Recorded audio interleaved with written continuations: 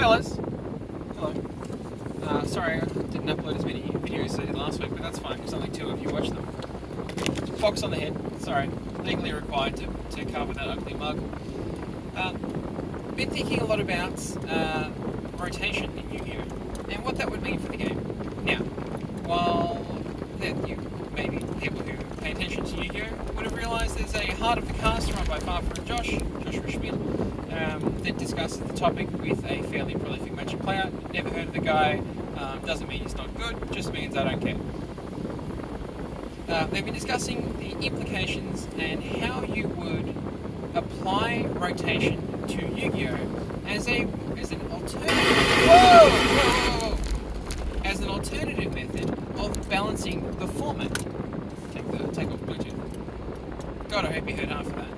If you haven't, rotation, etc. Does it work in Yu-Gi-Oh? Let me give you 2 different thought processes to think about the question. 1, how would you implement how would you implement rotation for Yu-Gi-Oh! For the players? And what are the unintended consequences that a rotation would have on the game? Let's say Konami comes out tomorrow and says, we are now announcing Yu-Gi-Oh! 2. Sorry, I'm trying to merge lanes here. We have decided to announce Yu-Gi-Oh! 2, and we're going to do, bi-monthly set releases, full art cards. We're going to steal everything that Pokemon is doing, except we're going to do Yu-Gi-Oh! It's going to have Yu-Gi-Oh! cards. It's going to have cool Yu-Gi-Oh! cards on it. Now, of course, half the player base is going to uproariously get together and draft out this new format. Get excited about new and interesting things, much like we do when a ban list comes out. Oh, it's new, it's shiny, it's pretty. We're excited to try new things in Yu-Gi-Oh! How would this be implemented? Well, you would essentially have to inform your entire player base. We have decided to ban every single card in the game that is before this certain set. You have 6 months to a year to deal with the upcoming changes. And from beyond that point, only sets from halfway through 2022 are legal. Didn't go further back, we can define the years later. But let's say everything after.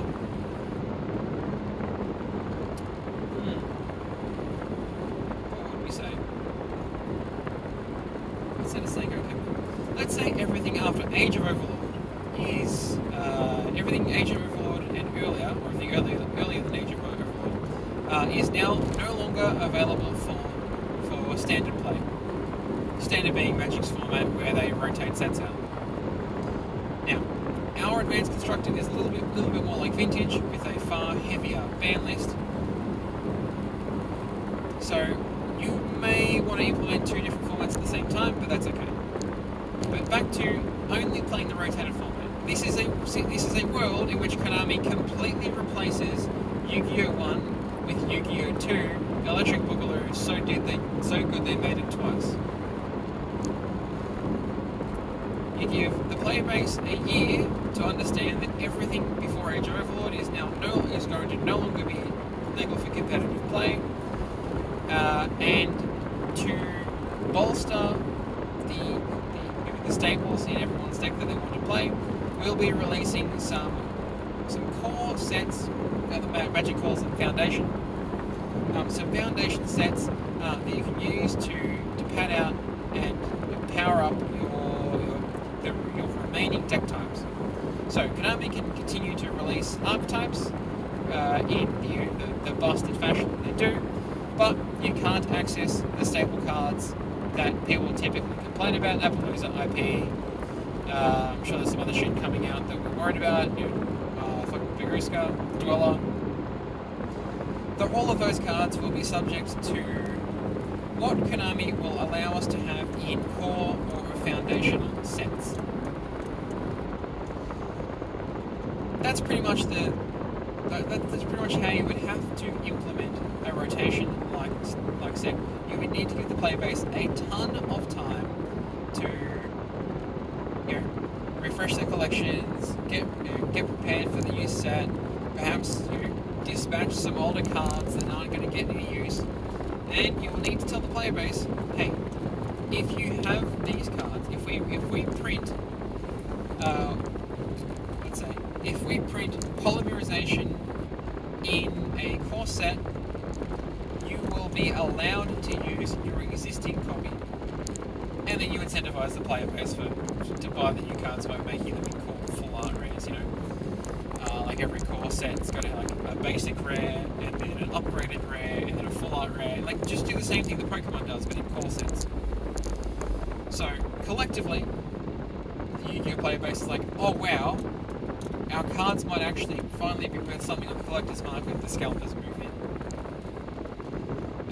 But in terms of playing becomes far more balanced, easy to maintain, you need fewer ban lists, and all of this can only be facilitated if Konami are willing to actually fucking communicate with the player base.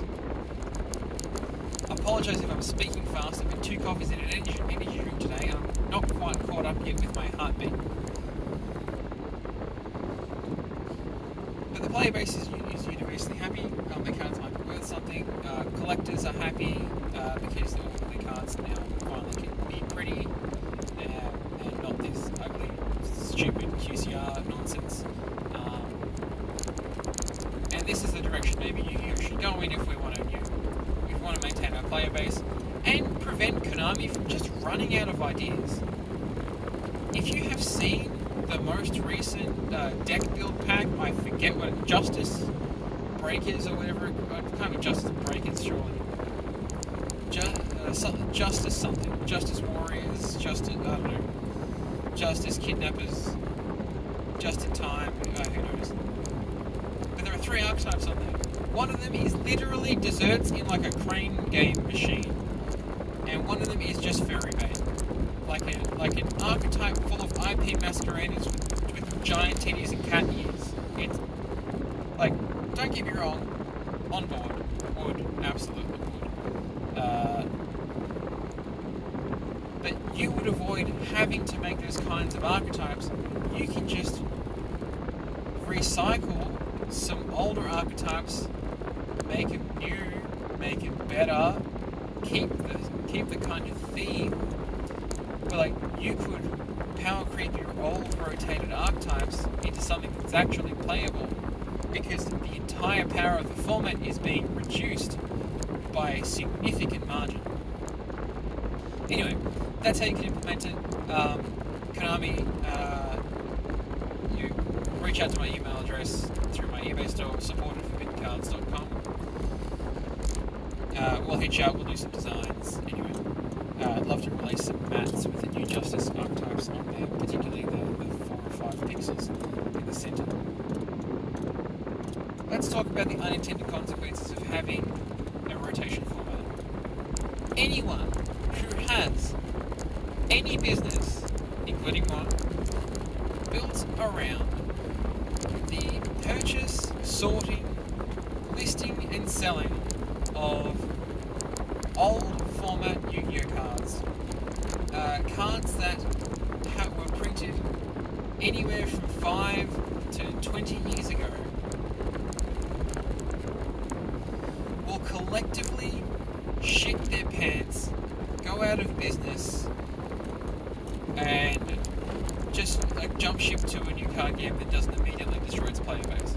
Now, player base is incorrect. It doesn't immediately destroy its secondary market. Now, the secondary market changes to the collection of full art cards, selling staples,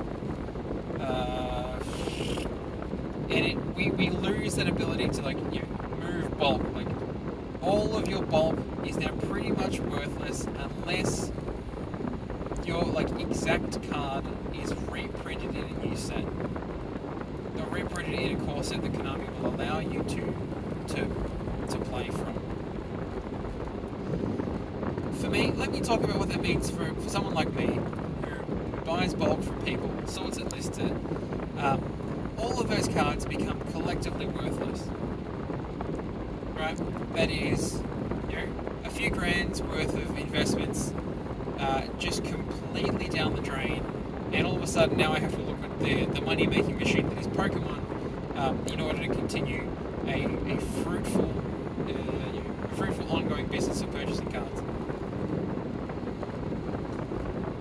Great for the player base.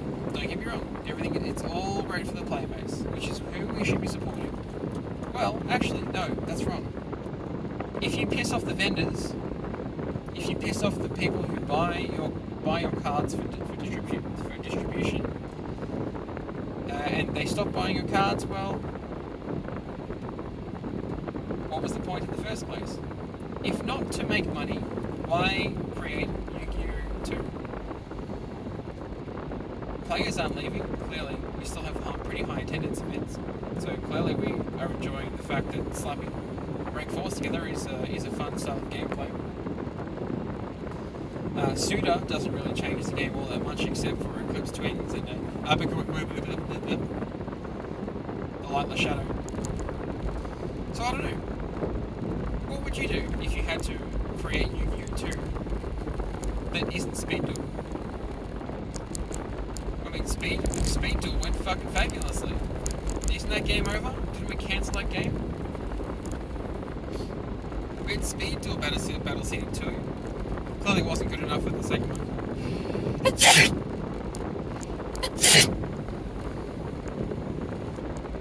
I don't think I'm editing. Sorry, guys. But yeah, how would you implement rotation?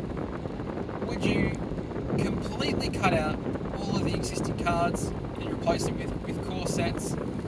Would you allow just the core sets that just the sets that we get today, like change nothing about the current release product schedule, and just say only cards from this year onward are allowed?